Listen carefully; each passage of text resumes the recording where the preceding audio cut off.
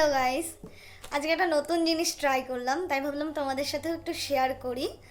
তো এই যে এইটা হচ্ছে গিয়ে অ্যালো ফ্রুট মিক্স ফ্রুট, কি আছে, fruit drinks with tasty aloe vera chunks and juice. তো এই অ্যালো ফ্রুটটা আমি ফার্স্টবার ট্রাই করলাম, এটা আমি বার্থডেতে পেয়েছি। তো খেতে খুব একটা খারাপ লাগলো না, কিন্তু এটার মধ্যে আবার কি আছে, অন্যান্য সফট ড্রিঙ্কসের মধ্যে আমি তোমাদেরকে দেখাচ্ছি, জাস্ট একটু দাঁড়াও।